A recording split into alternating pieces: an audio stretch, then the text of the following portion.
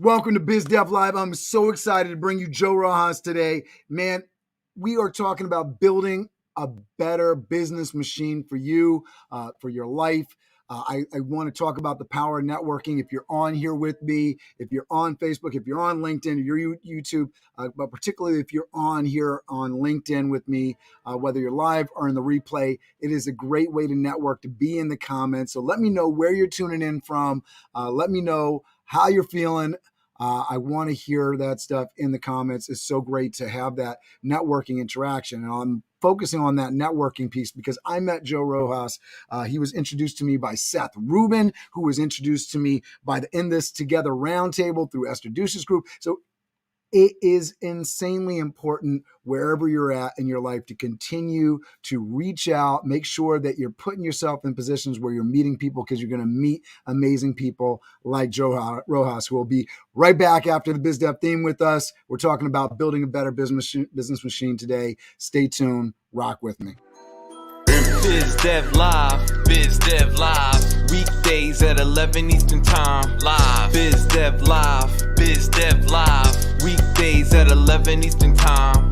Leadership and motivation, empathy and inspiration, Biz Dev Live, Biz Dev Live, business development, not even selling it. Biz D with C, brought to you by Cameron T, Biz D with C, brought to you by Cameron T. This is business development, not even selling it. This is business development, not even selling it. Business development, not even selling it.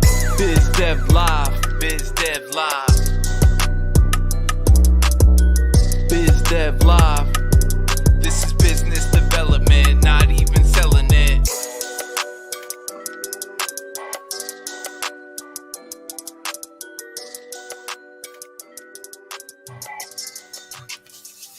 All right, we're going to jump right into the introduction here. We have Joe Rojas, the CEO, Chief Visionary. He's on a mission to create a world where all entrepreneurs can thrive. He is passionate about building a business, right? Business building and business builders. Founder and CEO of RedSapiens, he has helped dozens of entrepreneurs create million-dollar businesses and then seen explosive growth from there. A coach and technology evangelist, he will help you design a business that will succeed for you and help you run it. He is always in your corner and always finding solutions. Joe is the author of How Entrepreneurs Thrive and has been a speaker at the Sage Summit and on PTI stages nationally. Mr. Joe Rojas, welcome to the show. Thank you for being here with me. I love being here with you. Thank you for having me. I'm so excited. No, I've been looking forward to this for so long. We got to get into this, right? It's great. I really am excited to have this conversation with you because, as I was sharing with you before we jumped on, I struggle with this. I've been an entrepreneur, fairly successful company for the last 10 years. The pandemic was rough, but luckily good corporate structure. There's been good things, but there's things that could be better. And that's what we're talking about today. Hit me with what you do right now, and then we'll kind of get into the backstory. So what I do right now is help people achieve their wealth, freedom, and impact goals. What I'm focused on is helping entrepreneurs really build a business machine. What does that mean? That means all the parts that you need, and we'll talk about those a little bit later. So teaser, what are the parts that you need to build the business machine so that the business can run without you? And that's really what I'm focused on. And we do it two ways. We do one-on-one and we do it in peer groups. And it's so difficult, right? And I'm always recommending the book, The E-Myth by Michael Gerber, right? Talks about this principle. Changed my life. Book. Yeah. Amazing book. And that's what we're talking about today. But it's something that's not easy. It's not comfortable. We're going to talk about that too, I know. How did you get passionate about this journey? What taught you sort of these principles? What did little Joe Rojas want to do when he grew up? How did the journey change? How did you end up going down this road? Well, little Joe Rojas didn't know what he wanted to do. He grew up. See, so how far back do you want me to go? Do you want me to go way back to the Wayback Machine? Because I'll go back to the Wayback Machine. Yeah, I think it's cool. One of the things that I love about what I do on this program with people is giving people a little bit insight that we're not all so different from each other, right? We All right, all good. all were So, little small people that grew up into bigger people, and we're all a mess. We all have challenges. We all have things that we've gone through. And we want to encompass that into part of our story because our mess is our message, right? well, I've certainly, certainly been a mess. I remember when I was 5 years old, my parents split up, and my mom, it was a lot for her, and so she sent me off to Dominican Republic to live with my grandparents, and I was there for 5 years. The first few years were really great, and then the last 3 years were really rough, really rough. A lot of physical abuse, a lot of all kinds of stuff, and I was like, I want out of here. So I called her. I said, you got to bring me back. And we talked about it. I said, if you don't bring me back, I'm running away. And she brought me back. Little did I know that she had suffered a car had hit her. She had suffered some brain trauma, and she wasn't well, and the situation wasn't well. So I came back, and we were homeless, and it was rough. It was really rough. That first year that I was back, I was going to school, but I'd go home to the park basically, and we were from place to place and basement to basement and thing to thing. And when I turned 11, I was like, you know what? I need a job. This school thing is not cutting it. I got to get a job. So I got a job, and I started working. And one of these days, remind me to tell you the story how I got Joe, because I didn't start off as Joe. I started off as Juan. And I start working, and now, go through this whole thing. We get a place. We start, everything starts getting better. And then when I turned 17, I opened my first business. I had 25 bouncers working for me. It was great and fun and a lot of stuff. But after 2 years of people trying to stab me and shoot at me, I said, I'm going to do that professionally. So I got my GED, and I went in the Army, and I spent 2 years in the regular Army going to school. After I came out of school, I had a lot of training. It was a night vision technician, thermal viewers, global positioning systems, all that stuff. And I come out, and I tried some civilian work, didn't work out for me. So I applied for a job with the DOD. I spent 4 years with them fixing night vision, thermal viewers for the 10th Mountain, for a whole bunch of the NSA, CIA, blah, blah, blah. All those people would bring their equipment, and we would go through and make sure that it was all in working order. And then I got poached by a biomedical engineering company. I did that for a couple of years. And I got poached by an IT company. I did that for a year. Then I decided that I would start my own IT company. And then I sucked at it so bad.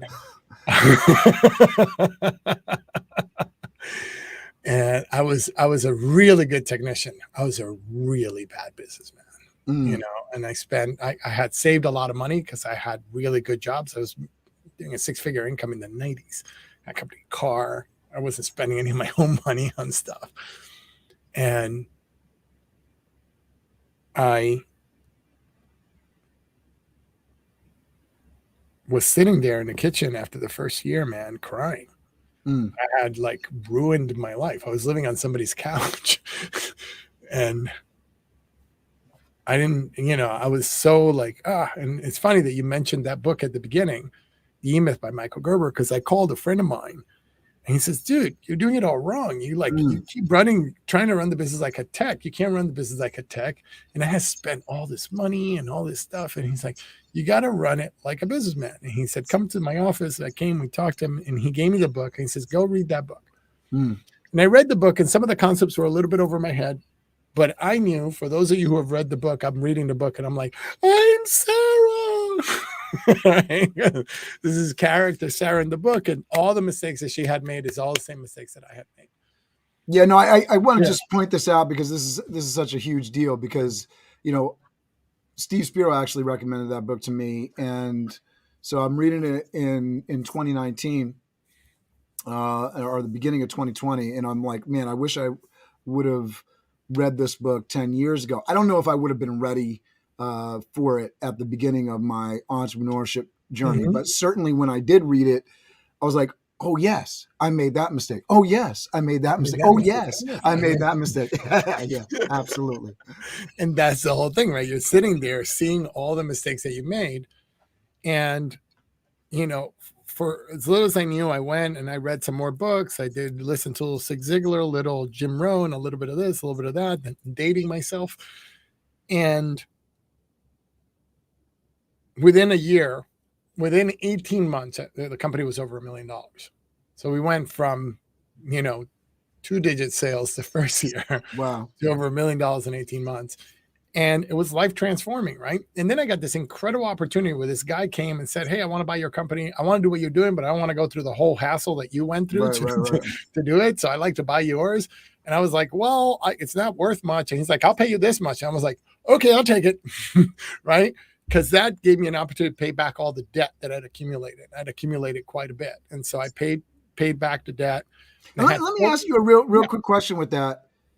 Because I think a lot of people coming into that situation would be fraught and feeling like whatever happens, that there's going to be regret on the other side of that decision. If I sell, why didn't I stay with the company and grow it? I can make the money. If I don't, oh man, oh shit, I should have sold. How did you deal with that decision and the idea of what was going to be on the other side of that decision? The money was good. I didn't like being in debt, and I wanted to pay back all the debt, and I had a lot of debt, and I didn't like being in debt. And so what I needed to do was fix that. And what I got really clear about is that it didn't matter. What mattered was the process that I had put together in the 18 months. Like, the process was more important than the actual company itself. So what I did is I sold it. I paid everything back. After I paid everything back, I only have $14,000 left over. So I started a new company with that money. And within 16 months, we were over $1 million again. Right? And then after that, I was like, whoa, I wonder if this will work again. So I sold it again. Now I had more money to start. I started another company, and then I grew a little bit more, in a few $1 million. And once I grew into a few $1 million, I had some, had some kids. I got a place. Some things happened. My biological mom passed away in 99. And then by that time I had started some coaches training, and this coach came into my life. If you guys have listened to me, you've heard me talk about my mom. I'm really talking about this lady that came into my life that was a coach that is now like the grandmother to my children. She lives in the same building I do, and she spends, and she's been amazing. Like, life is interesting. The family you can choose, what happens with that. So there's the whole story of that. We'll talk about that one day.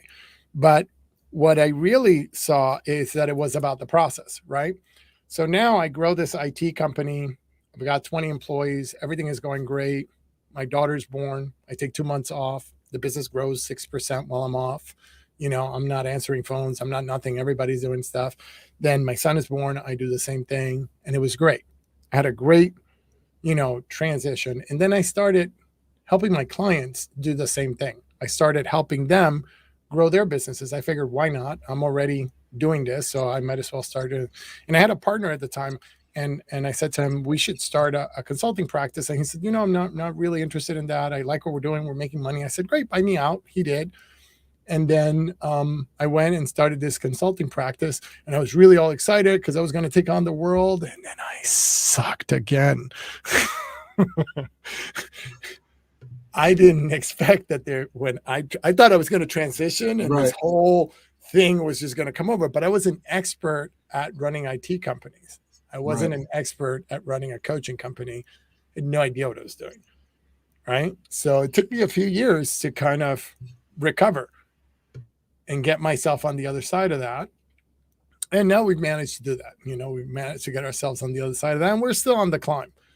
But what we did during that process is start really helping companies. And what, a couple of years, I figured out a couple of years ago, even though that happened in 2015, but it's only a couple of years ago where I really sorted it out. It's like, I should just be helping IT companies. So on the RedSapiens side of the house, that's all we do. We work with managed service providers and we help them grow because I know that business inside out. And, all the coaches that we have know that business inside out. So they can help those guys really scale and get themselves to that first million. And who I focus on is those companies that are under $1 million and really, really earnestly want to have if you want to grow $100 million business, $200 million business, I'm probably not the right guy for you. If you want to grow a $5 to $10 million company, you want to have a great life, you want to work 30 hours a week, have a great staff that you can take care of and really enjoy your life.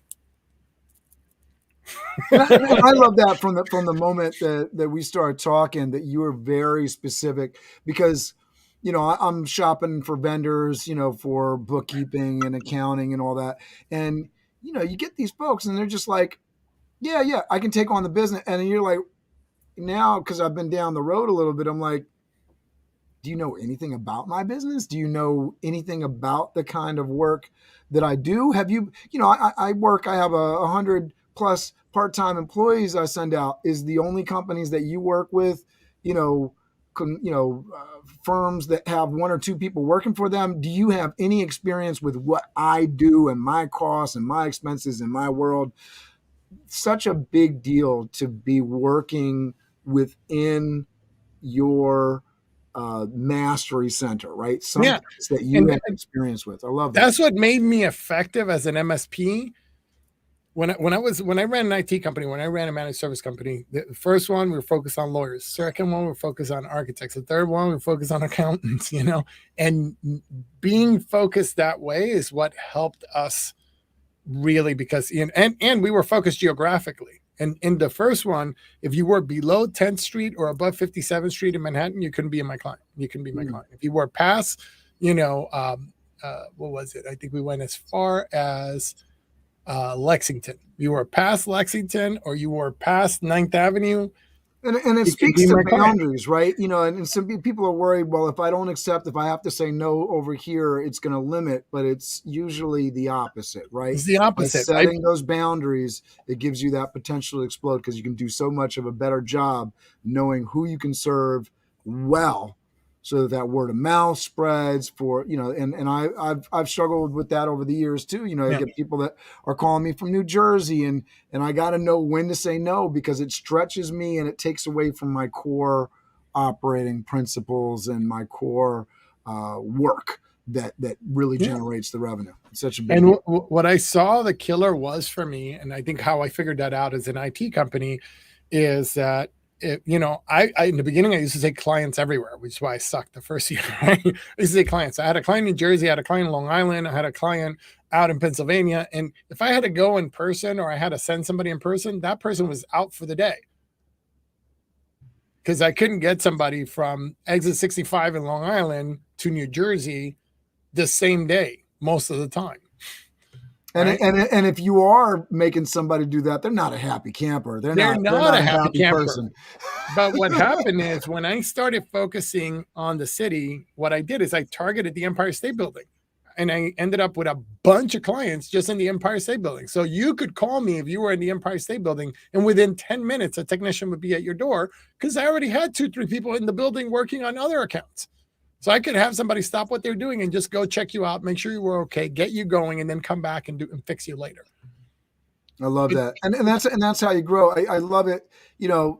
Amazon, huge company right now, right? I mean, they're taking over, the US and I don't know where else they're huge in the world, but certainly, you're watching the Amazon truck. But they didn't start out all over the place. They've grown because they've taken a pocket, done really well in that pocket, and developed those skills and talents and grown masterful management principles, all that kind of stuff. But you don't get that way by doing things in a way that stretches people unbelievably and delivers poor service, because then as a customer, you're not going to the website, you're not going back to it and saying, I want this service and product again. And they have done such a great job. You talk about a company that provides customer service really without a lot of people involved in the mix, right? In terms of the sale. And it's just Boom, boom, boom, boom, boom. So you talk about And if you building have a a business problem, machine, right? you have a problem. They're all on it, and it's because of that, because they have built the business machine. Right. So, So so talk to us. All right. So you've been through this experience, um, hard times, figured it out, sucked again, figured it out, built this. You got this thing right now. You haven't even talked about Thrivers 360 and all that, but the idea that now you're helping people really do this in their lives. So let's get into some of these talking points that you've lined up for us today, which I think are incredible because I think we're talking about this here, the business machine. The key to entrepreneurship is to build a business machine. So what do you mean truly by a business machine? What does that look like? For somebody that's sitting there that's tied to their business, like me, right?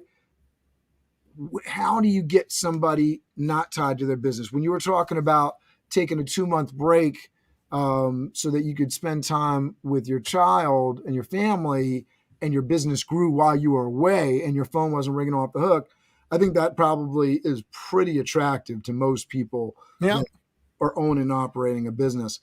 What does that look like? How does that even happen? that's an awesome question, right? So what I think I'd like to start with is like when you start. When you start, the dream is that you're going to start, and usually when people start, they're all excited because they're good at what they do, and they jump in there and they're like, I'm going to take it by storm. They get a client and everything is going great, and they're delivering for that client. They're doing all this stuff, and it's great. And then somebody else calls them, and now they have another client. But when you look at all of work, there's the overhead and there's a delivery. And if you're doing delivery, you're not doing the overheads. You're not sending invoices. You're not doing this stuff. So you're going along and you're working, and all of a sudden that stuff is not getting done. And you have to go back and do that stuff. And then you have to come back and do this. And then you have to go back and do that. And so you get stuck in this spin cycle, right? Or this roller coaster where there's these ups and downs and ups and downs and ups and downs. And the reason why that happens is because you haven't built a machine. So to bring it back to your question is, what does it look like to build a machine? Well, first you got to stop hustling, right? And everybody, when I hear people talk about entrepreneurship, one of the things that they talk about is you got to hustle, you got to grind, no, stop it, right? I looked up hustle in the dictionary. This is what it says. I'm going to read it over here. To force someone to move hurriedly or unceremoniously in a specified direction, to push roughly, to jostle, to hurry, to bustle, to obtain by forceful action or persuasion, to coerce, to pressure someone into doing or choosing something, sell aggressively, obtain by illicit actions, swindle, or cheat. Stop hustling, right? When you look up machine, there's a whole different definition. An apparatus using or applying mechanical power and having several parts, each with a definite function and together performing a particular task. So you ask, how do you do that? Well, how you do that is you have to build a team. You have to build a team, and each team member has to have their definite function. And when you have a team and everybody has their definite function, what happens is miraculous.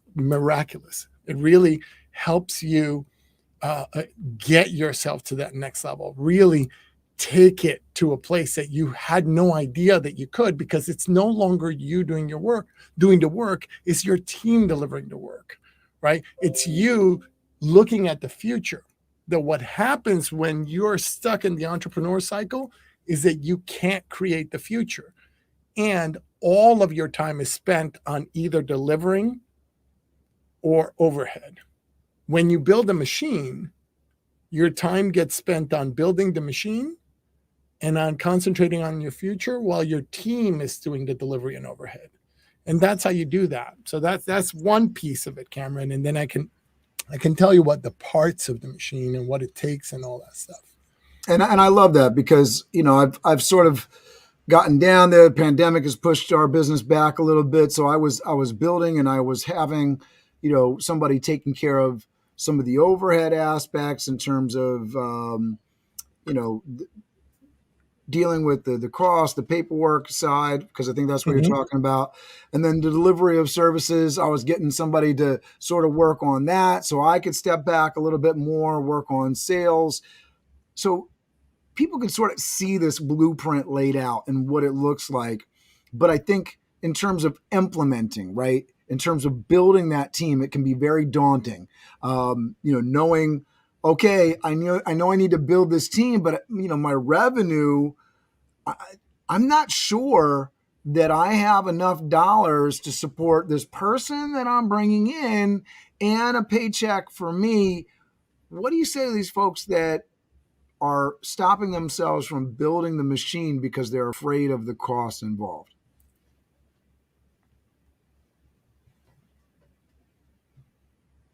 I say they haven't done the math. Mm.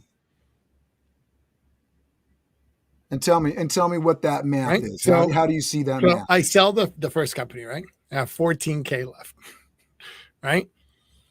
I figure, okay, I'm going to have to take a loan now so I can pay somebody. So I take a loan out, right? And I get this, I had 5 technicians in the previous company. And I said to the guy, look, I'm going to sell the company, but I'm going to take one tech with me. And I talked to that tech and I said, listen, if you come with me, you're going to have to take a 50% pay cut. I'm only going to be able to pay you about, at the time it was like $45,000 a year, right? And this is like a $100,000 a year guy. I said, but I'll promise that you'll make double that in the next 6 to 8 months if you give me your blood, sweat, and tears for the next 6 months. And then I took 100% pay cut and I only paid him and I focused on growing the business, right? I took out enough money from the business to pay my bills. That was it. I didn't take a paycheck. I just took out enough money so that I could pay my bills, and everything else went back into client acquisition and helping this guy. Within 6 months, I was making double what he was making, and he was making double what he was making. Right? And that happened because I invested in the team, right? And so at that point, in 6 months, we started hiring other people. We brought in, now this guy worked round the clock. He was my personal savior as far as I was concerned, right? I love this guy to this day. Allowed me to really build something that was able to take me to the next level and the next level and the next level. Well, and so I think people get into, okay, so you had a good guy, but what if that guy, something happened to him? The reason why I had a good guy is because I had a good process. If something happened to that guy, I could have taken somebody with a similar skill set and put him into the process, and they would have been able to do the same work. I love that. All right, and I think this is so I spend the first. This I think is a good transition, right, into our second takeaway, right? So we're talking about building the machine, and our second takeaway is hustling is a terrible way to run a business. And so how do you move from hustling to building the machine? And you just hit, I think, what's going to be a major takeaway from this process, right? So where can we put this dividing line up to say, all right, stop hustling?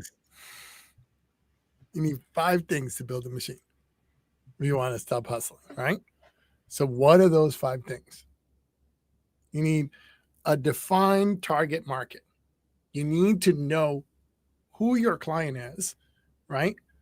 And what is their problem that they're having. And once you've identified that, right, that you know the problem. So that's the second thing, is you have to know what the problem is that you solve for that client. So now you've identified who that prospect is, right? Specifically, like who they are, what their problem is. And then you need a program for solving that problem consistently over and over and over and over and over and over. Did I say over and over? Then you need repeatable sales and marketing. So that's number 4. You need repeatable sales and marketing. And number 5 is you need repeatable delivery. Okay. So you have to know who the client is. You have to know the problem that you solve for them. You have to have a program for solving that problem. You need to have repeatable sales and marketing, and you need to have repeatable delivery. And if you can do those 5 things, you've got a machine. Now, what separates? Because I mean, I think for folks, so how are you building this team so that you can do that? You know, because now that's a different question, right? So finish your thought. I'm sorry, interrupt. No, because you talked about in the first piece, right? You got to build this team, right? So you can stop. You know, you can have the machine. So now you're saying we got these 5 things that we need to do: repeatable marketing. So how do I actually put those two are the things 5 together? things that you need for the machine, right? Right. But now, what are the 5 things that you need to build the machine, right? No, the 5 things that you need to build the machine. There's 5 things you need to build a machine, and there's 3 things that you need to get stuff done. So we'll start with the 5 things that you need to build the machine. You know, vision. A vision is the destination. A vision is where you're going. A vision is where you're going to end up. So pretend that your business is a journey, and the vision is the end of that journey, where the company is going to end up. The mission is the how, the why, and the what of the business. But if we're going to stick to this journey analogy, then the mission is the car. It's what's going to get you from where you are today to where you want to go. The driver of that car are the values, the core values of the company, right? So it's those values, that's the driver. Now, you have where you're starting, you have where you're going, but you need some direction. That's the strategy. The strategy is your GPS, right? So now you know where you're starting from. You have a driver, you have a destination, you have a GPS. The last thing you need is a plan. When am I going to stop to eat? Where am I going to get fuel? When am I going to sleep? You need a plan. And if you have those 5 things, that's what you need to build the machine, right? And using those values, you'll hire your team, right? And you'll talk to that team about that vision. And that team will get on board with you with your values and their values being aligned, and they'll start heading toward that vision. And they'll know how they're going to do that, why they're doing it, and what they're doing, because that's what the mission is, right? So now that you've got those components, you can really start to get there. I love that. Then there's these other things that you need to get stuff done, but I'll let you go a little bit. I was just going to say, I mean, you're in the hiring process, and I think a lot of people, they're looking for technicians when they're hiring, right? They're looking for somebody to fill a specific skill set. And I think what you're talking about is a little bit different, and it's something that I've started to really understand over the last 10 years when you're hiring, especially for somebody that's going to work out of your office, that's a part of your team, that's taking you on this road to this vision that you have in mind. You're not hiring specifically for the technical skill set, the technician piece. You're hiring somebody that gets it. You're hiring somebody that's a part of your culture, that's a part of your team, that ideally can replace you in the mix. So it's not about, the PowerPoint skills. It's about, do they get the vision where you're going? Or can ideally replace a function of you. Mm-hmm. They don't have to replace you, but they need to be able to replace a function of you. See, one of the things that I discovered during that first business is that I needed about 6 different people to replace me. Mm-hmm. I thought, I just need another guy like me. No, there's right. And I think a lot of entrepreneurs will say, well, why doesn't this person care like I do? Why don't they do this? Because they're not you, and they're not going to be you. They work for you. If they were you, they would be out somebody else creating their own thing, doing their own thing. Right. That's correct. And they're good at one thing, and you got to figure out what that is. But you're absolutely correct. You hire for values, you train skill, right? Now, I'm not saying don't hire skilled people. Look for skilled people. But if you have a choice between skill and value, always choose value. Love it. Always choose value. But none of this will happen without these other 3 ingredients. All right, tell us. Right? So these other 3 ingredients, if you want to get things done, really done is you need accountability outside of you. You can't be accountable to yourself. You need a team which can hold you accountable. And you need tools. All right. You have to have tools. You have to have a way to create that vision, a way to create that mission, a standardized way of creating processes so that you can train the people in your organization to create processes of the things that they do so that they can train the next generation of people that are going to be doing that work. And so you have to have a tool set. I love it. And I love that, it takes a lot of thought on this. And I think that's a good segue into our third takeaway here, because, I was just in a meeting with my local Mount Pleasant chapter that I'm the president of for Master Networks. Yesterday, we did an in-person meeting, and we were talking about sound bites and how people introduce themselves. And the coach was talking about, how to sort of introduce yourself and talk about people's problems. And hers was great because I remember it and can pull it forward now. But the idea that a lot of people spend more time planning their family vacation. They'll spend 15 hours on planning their family vacation and not even close to that in planning out the future of their business. Fact. And that's crazy. But that's the reality.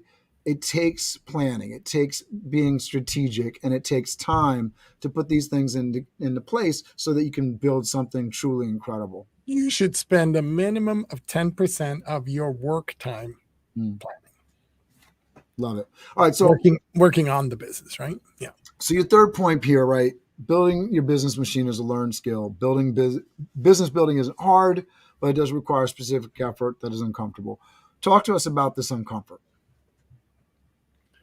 Well, it's interesting because the human brain, the nature of our brain is to keep us safe, right? And you have your thinking brain, which is the one that's like, I want to start this business and it's going to be great and it's going to be awesome. And then you have your limbic system down here, which is your amygdala, which is going, but that's not safe. What if we fail? No, don't do that. Because if you do that, you're going to fall down, right? And the problem with this limbic brain is that you say, okay, I'm going to go do this amazing future.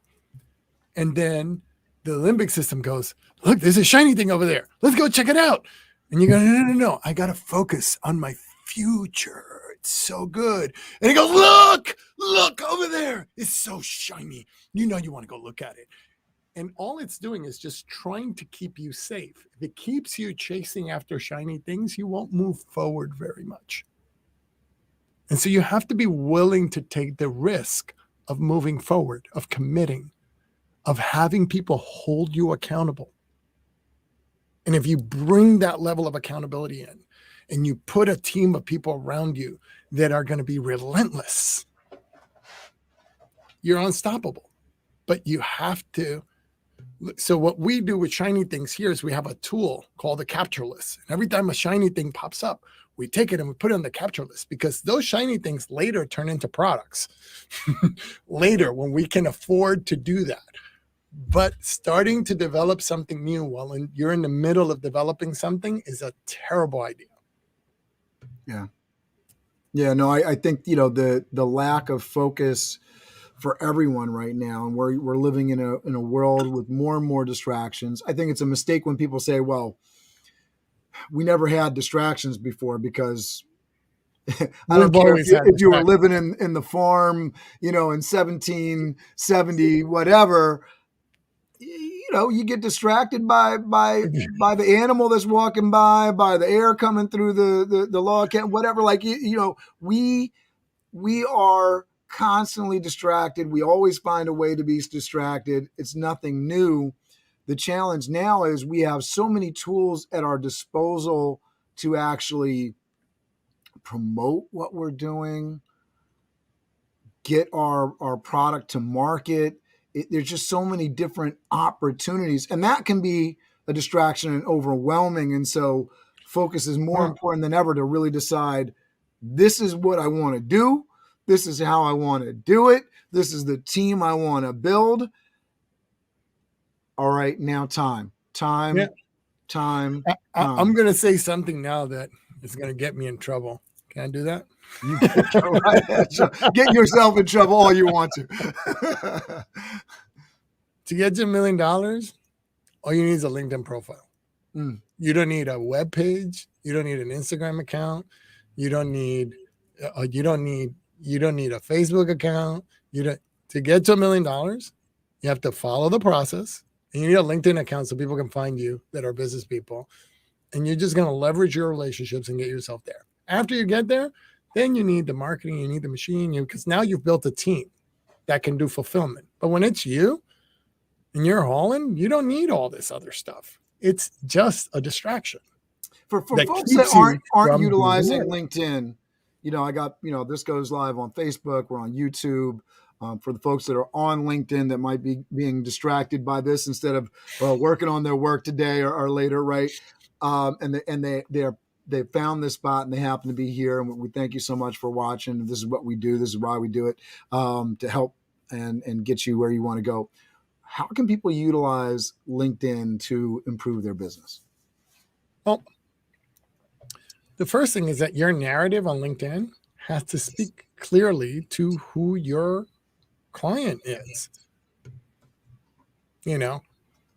I go to networking events all the time, and every single time, and this happens almost every single time with every single person, when I hear these words, it just makes my whole thing go, it just hurts me inside.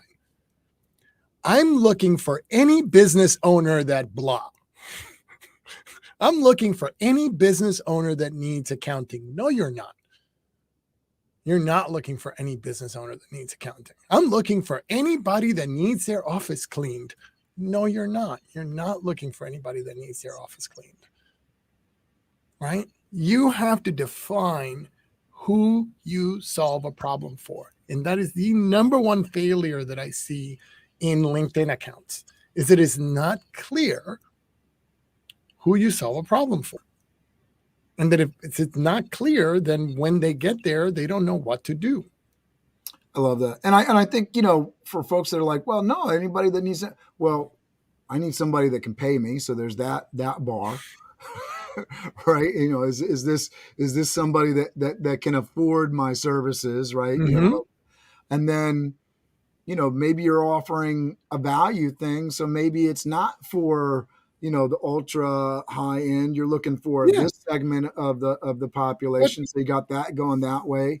And then geographic area. We were talking about that before. Who can you actually help and help well? Because you don't want to waste your time fielding calls from Colorado if you're a New York-based business. So who are you going to spend time promoting? There's all of that, right? Right. But let's look at something simple, right? You're an accountant, and you're like, I can help any business owner, right?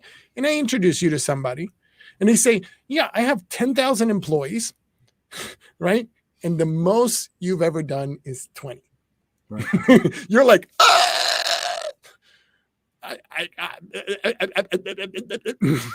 the rules and regulations change. Yeah, compliance. How much are you going to bill this person? Do you have any idea? What's it going to cost? What's it going to cost to do the taxes if somebody has 10,000 employees? You're not looking for any business owner. You're going to have to hire people where you didn't have to hire people before to go through stuff. Absolutely. And will you have the budget to do it when you get started? No, because they're going to put you on net 30 and say, okay, see you in 30 days. I need 50 accountants to go work on this right now. Absolutely. You're not looking for anybody. I work with companies that do plumbing, and they have between 5 and 25 employees. And I know the plumbing business inside out and how it builds. And it's an amazing thing when you set things up and you ask that way, right? You give your call to action. Hey, I'm looking for folks. I'd like to be connected to folks that are, when you're very specific, where nobody would have come to a person's mind in the room before. When you say, I'm looking for somebody in a green shirt that works in this area that drives this kind of truck. Suddenly, like, I know somebody. I know somebody like that. I go to a networking event and it's always the same thing. I'm looking for an owner of a managed service provider, an IT company that is under $1 million and wants to grow. Love it. Right. Love and it. if you don't know if they're over under $1 million, you can introduce them to me anyway. But now they know who I'm looking for. Right. And so that creates a real right away. And then I get to connect with those people and really do something. I love it. I'm hoping that we get some people connecting to you through this show, because I think what you do is incredible, and I know that you can help people. I want to shift gears a little bit. We were talking about awesome book earlier that's helped us both in the E-Myth, but I asked you the question, what book you would recommend. You were saying How Entrepreneurs Thrive. Well, I would have to say that. Is a book that you would recommend, that you authored. And then another book that you were talking about was Run Like Clockwork by Mike Mcallister, which I recognize the name because I'm a fan of Profit First. Yes. Talk to us a little bit about first your book, but also talk to us about why you would also recommend Run Like Clockwork, because I don't know. Run Like Clockwork is about the same thing. It's about building a machine. Okay. Right. So this book, this one here, is very boring. So if you get it, be prepared to be bored, because this book is a manual. You got to remember, I spent 9 years in the Army and I wrote this like a field manual for running your business. Here's step 1. Here's step 2. Here's step 3. It's boring, but if you follow the instructions on here, it's like building a Lego house. You will build $1 million business. It's unavoidable, right? I like Mike Mcallister's book because it's the same way. It's Clockwork takes you through that same process of really thinking about your business like a machine, right? And so that you can walk away from it and it continues to run like clockwork no matter what. So I really, really enjoyed that one as well. Love it. I think, when you talk about entrepreneurship, you can't do it without utilizing your network. You can't use it without opening the keys to the universe, which are these books. So I love having that conversation. Joe, before we go here, talk to people about how they can connect with you. Your LinkedIn address is on here. We talked about the power of LinkedIn. So if you're on here, you aren't connected with Joe, make sure you connect with Joe on the YouTube description down below, and off to the side on LinkedIn and Facebook. We also have the RedSapiens.com website, as well as your LinkedIn company address on there. Talk to people about why they might want to visit these sites and how to get in contact. The people that so I didn't talk about Thrivers 360 at all. So please, Thrivers 360. What we did is when COVID hit, most of our clients that we work with is one-on-one. It's really expensive and was So when COVID hit, it's like, how can we help more people? So what we did is we started like a group and just said, come. And people were coming. And eventually that group turned into a product, which is Thrivers 360. So we're doing these peer groups for business owners. A lot of them are managed services because that's who we're talking to. But now there's everybody in these peer groups. And it's inexpensive. It's $300 a month to be in the group. But you get the 3 things that you need to build the business. You get a team. So if you're a solopreneur, now you have a team. You have accountability, and you have tools. So if they go to startgrowmanage.com, they can find out all about that. They can also go to thrivers360.com to find out about that. If you're an IT company and you want to grow, and you want to grow, go to RedSapiens, right? But that's only for IT companies. But if you're everybody else, you're a solopreneur, you really want to get yourself out there. And then Cameron, if you want, we can throw in a little gift for your people only. All right, let's do that. Go ahead. So we have this 90-day planning course that is insanely awesome, that lets you look at your thing in 90 days. It's a video training. We normally charge, I think, $97 for it. But if you use Cameron 2021, that code, you can sign up for it. So what I'm going to do is I'm not going to tell you how to get it here. It's going to be in the description of this. So when Cameron puts this up, he'll have it. He'll have the link for getting to the course, and he'll have the code. You had to have heard it here. Okay. Or you have to reach out to Cameron to get the code. So in the thing, he's going to put, reach out to me to get the code to do this course for free. But don't put it out there, Cameron, because they got to connect with you if they want the code. All right. Absolutely. Good. So Joe, I love what you talk about. I really appreciate being connected with you. We talked about, I talk about my story, having a child at 19. We kind of bonded over that because we have some similarities there, dealing with the family stuff and everything. You're a good human being. Thank you for being on this show with me. I hope people do connect with you and reach out, listen to your story and are inspired. I know I was. Thank you for doing this with me, brother. Thank you for the opportunity. Thank you for your leadership. Thank you for bringing this to the world, because being what you're doing transforms lives. What you're doing is what we need to help everyone move forward. And the work that you're doing is just phenomenal. So thank you for having me. Thanks, Joe. All right, playing us out with the BizDev theme. Make sure you connect with Joe. See you next time, BizDev Live. BizDev Live, BizDev Live. Weekdays at 11 Eastern Time, live. BizDev Live, BizDev Live. Weekdays at 11 Eastern Time. Leadership and motivation, empathy and inspiration. BizDev Live, BizDev Live. Business development, not even selling it. BizD with C, brought to you by Cameron T. BizD with C, brought to you by Cameron T.